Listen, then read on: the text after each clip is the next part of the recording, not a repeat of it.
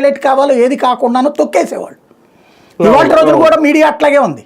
కానీ వైసీపీకి ఉన్నటువంటి మీడియా చిన్నదే అయినా సోషల్ మీడియాలో ప్రశ్నలు ఆటోమేటిక్గా ప్రారంభమైనవి. ఆదాయం పెంపు, సంపద సృష్టి ఎలా సాధ్యమవుతుంది? ప్రభుత్వం చేతిలో ఉన్న మద్యం దుకాణాలు తీసుకెళ్లి ప్రైవేట్ చేతిలో పెడితే ఎక్కువ డబ్బులు వస్తాయని చెప్పి తక్కువ డబ్బులు అవడం వలన ఆదాయం సృష్టి వచ్చిందా? లేదు అంటే కనుక ఇవాళ ఉన్నటువంటి అమ్మ ఒడి అనేటటువంటి పథకానికి డబ్బులు ఇవ్వకపోవడం ద్వారా సంపద సృష్టించుకున్నారా? పోనీ దాచుకున్నారా? అందులో నుంచి నవరత్నాలు ఇవ్వకపోవడం వల్ల ఏమైనా సంపద సృష్టించబడిందా? జిఎస్టీ ఎందుకు పడిపోతుంది? పేదల చేతుల్లో డబ్బులు ఎందుకు లేవు? వ్యాపారుల చేతుల్లో వ్యాపారాలు ఎందుకు జరగటం లేదు?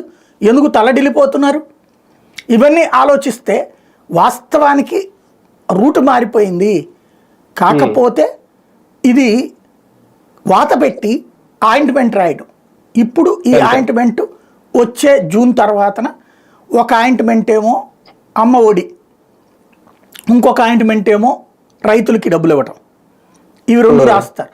అంతకుముందు నొప్పి తెలియకుండా సంక్షేమం ఇచ్చాడు, చిరాకేసింది, అసహ్యం వేసింది. అడగకుండా డబ్బులు ఎందుకు ఇచ్చావా, హామీలు ఇవ్వాలి కానీ ఊరకనే డబ్బులు ఇచ్చేసేయడమేనా అని కోపం వచ్చింది అతని మీద. ఇప్పుడు డబ్బులు ఇవ్వలేదు కాబట్టి నొప్పి తెలిసింది. కాబట్టి నొప్పి తెలిసాక మందేస్తే ఖచ్చితంగా బాగుంటుంది. ఇప్పుడు సంతృప్తి చెందుతారనమాట.